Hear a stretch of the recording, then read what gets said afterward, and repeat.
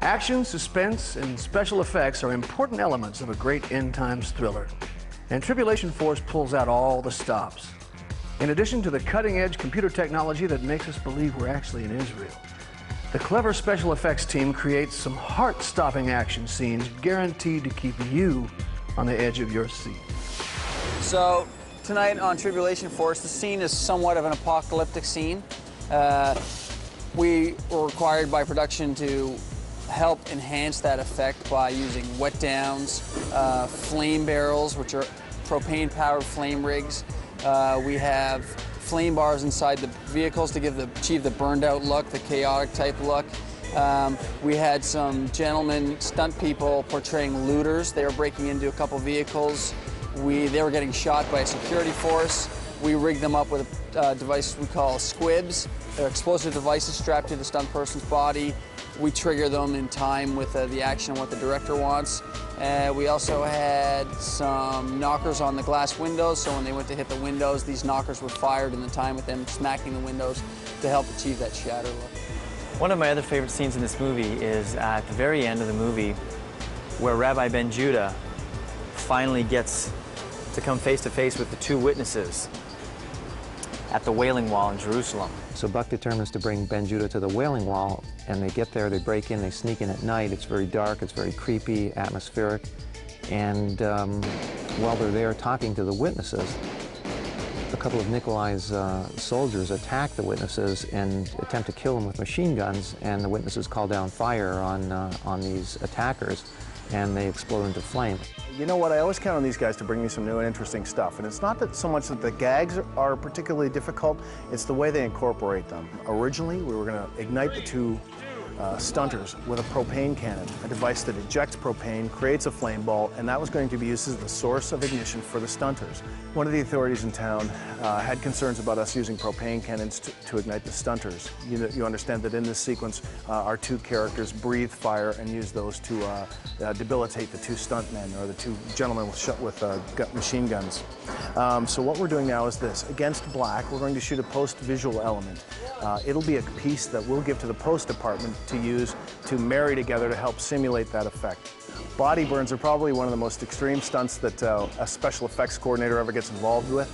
It requires the involvement of a number of different departments. Seeing people on fire alone is really just scary enough. So bringing that to life and bringing it to camera takes a lot of work. I was watching the day when they were lighting when the witnesses were calling down fire upon their attackers and they were exploding into flame, which is from the Bible, straight out of the Revelation. And Kirk Cameron came by and he was really excited. And I said, Kirk, what's going on? He goes, look at what we're doing. Look at how cool this is. We're actually making something that the Bible predicts is going to happen. Look how amazing this is. And it was that sort of enthusiasm is what's carried over, I think, into everybody here and really made this movie a lot of fun to be on. The soundtrack album and the music tour for Left Behind the movie were a great success. And with Left Behind 2, Tribulation Force, we're taking things a step further. The Butterfly Group, a company formed by yours truly and my partners George King and Michael Rinaldi, will be producing 4 soundtracks this time, inspired by the movie. There will be a contemporary gospel album, a southern gospel album, an urban gospel album, and an urban hip-hop album. So it really looks like we have our work cut out for us this time. We're having original songs written, and then we're taking those songs to the biggest artists in Christian music and allowing these brand new songs to be sung by these people, and this will be the only place you can get those songs is on the soundtrack albums. Not only will many well-known Christian artists be appearing on the soundtracks, a few actually appear in the movie. Well, this time around, Jennifer Abbey is appearing in the film, and Jennifer's a brand new artist on Christian Records, and she is an incredible singer, great personality. She lights up the room, and her first record will be out after the first of the year. I love working with these people, and everybody's so friendly and happy, and I think everybody's on the same page as far as what they're doing and having a purpose behind the whole film, which is incredible. So it's been fun. And then we have Grammy Award winner Bob Carlisle. You guys know him as the Butterfly Boy, and Bob's going to be in the movie. Hopefully he'll get one line, maybe not. The last time he got to say, "That's our buck." In this film, I was convinced that it would be even more powerful if I didn't have a line at all.